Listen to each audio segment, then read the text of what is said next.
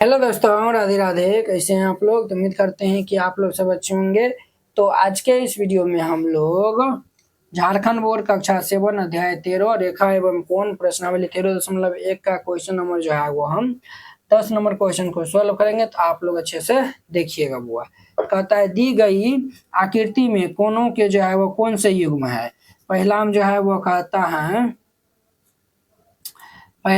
कहता है ऊर्ध्वाधर सम्मुख कोण। ऊर्ध्वाधर जो है वह सम्मुख कोण जो है वह बताना है।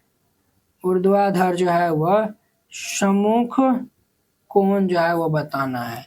ये जो है वो हमारा फिगर दिया हुआ है ना, AOB, BOD और ये COD। तो हमारा जो है वो कौन कौन हो जाएगा? सम्मुख कोण। ये जो है वो कोण AOE और जो है वह कोण BOC, ये दोनों जो है वो समूह कोण हो जाएगा।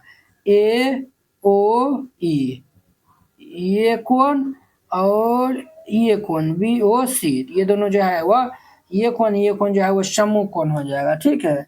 और देखिए बुआ, और जो है वो हमारा ये देखिए AOB, ये वाला जो है वो ये कोण और ये वाला जो है वो ये पूरे जो है वो हमारा क्या होगा? तो समूह कोण हो जाएगा। ठीक है। ये जो है वह हमारा समूह कोण हो जाएगा।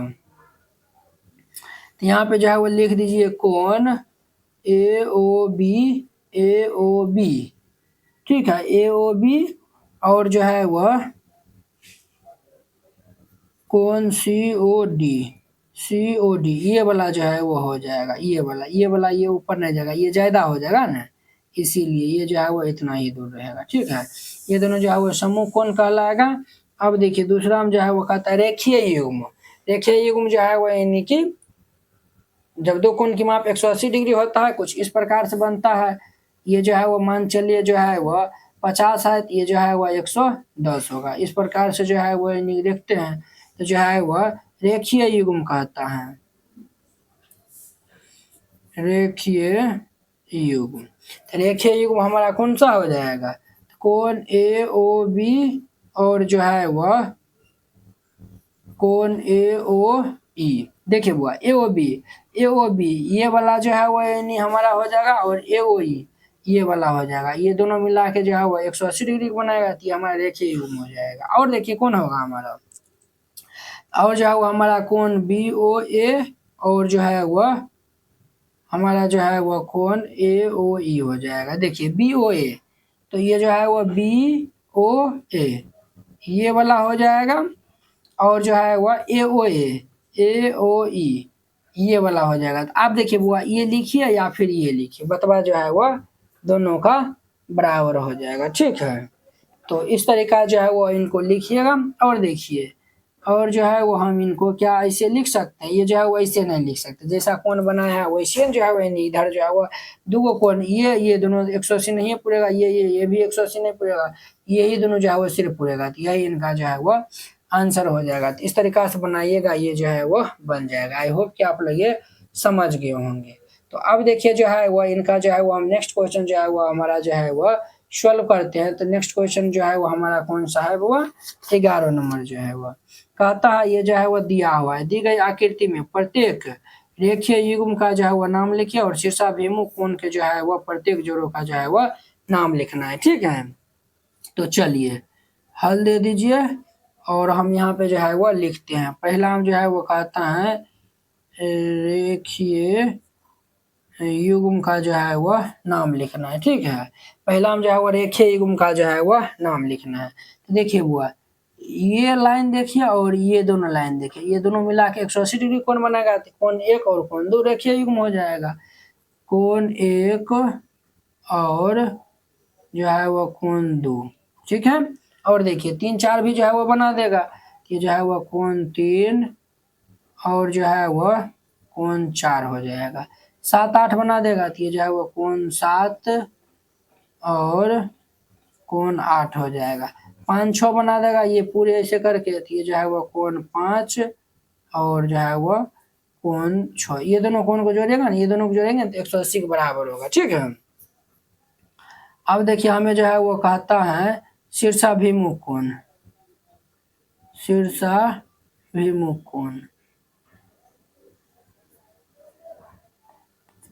शीर्षाभिमुख कोण जो है वो बताने के लिए।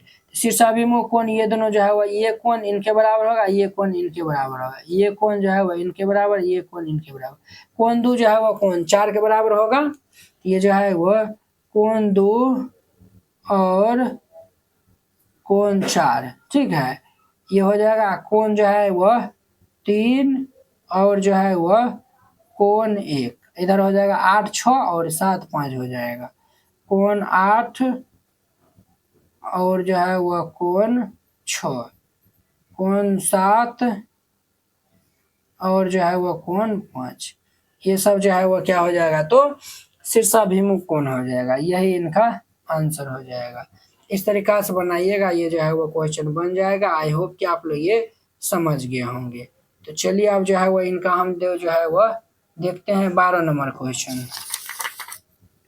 12 नंबर कहता है कि रेखीय युग्म में से एक अधिक कोण और दूसरा न्यून कोण किस प्रकार होगा, रेखीय युग्म से। तो यहाँ पे हल दे दीजिए और फिर जाके यहाँ पे समझिए। देखिए रेखीय युग्म से, तो ये जो है वो एगो हम रेखा बना लिए हैं। मान के चलिए ये जो है वो कोण यहाँ पे जो है वो इसके साथ में जो है वो ये 60 डिग्री कोण बनाता है और इनके साथ में जो है वह 120 डिग्री का जो है वह कोण बनाता है। जब 120 डिग्री कोण बनाएगा, ये 90 से अधिक है, ये जो है वो हमारा ये कोण जो है वह अधिक कोण कहलाएगा और ये कोण जो है वो 90 से कम है, ये जो है वो हमारा न्यून कोण कहलाएगा। नाम दे दीजिए बुआ ए ओ सी और जो है वह बी। कहता है रेखीय युग्म में से एक कोण जो है वह अधिक कोण और दूसरा कोण जो है वह किस प्रकार से जो है वह होगा। एक कोण जो है वह यानी कि अधिक कोण है, तो ये जो है वो एगो जो है वो कोण अधिक कोण है, तो दूसरा कौन सा है, न्यून कोण है। तो यहाँ पे जो है वो लिख दीजिएगा दूसरा कोण न्यून कोण होगा और ये इनका आंसर हो जाएगा। इस तरीका से बनाइएगा, ये जो है वो क्वेश्चन बन जाएगा। आई होप कि आप लोग ये समझ गए होंगे। अब देखिए इनका जो है वो नेक्स्ट क्वेश्चन देखिए, इनका जो है वो 13 नंबर क्वेश्चन। 13 नंबर क्वेश्चन क्या कहता है, तो इनको हम जो है वो यहाँ पे पहले पेश करते हैं। कहता है क्या दो कोण संपूरक होंगे यदि उनमें से दोनों, कहता है दो कोण जो है वो संपूरक होगा यदि उनमें से दोनों जो है वह अधिक कोण हो, समकोण हो, दोनों जो है वो न्यून कोण हो। तो इनको जो है वो हम समझ लेते हैं। हल दे दीजिए।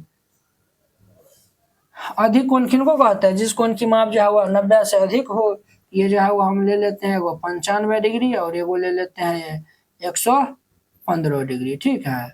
ये दोनों को जोड़ते हैं तो जो है वो 95 डिग्री और जोड़ 115 डिग्री, तो 95 में जो है वो ये हमारा जो है वो 210 डिग्री हो जाएगा। 210 डिग्री का ये जो है वो संपूरक कोण हुआ, ये जो है वो संपूरक कोण नहीं हुआ। संपूरक कोण जब दो कोणों की माप जो है वह 180 डिग्री होता है तो संपूरक कोण कहते हैं।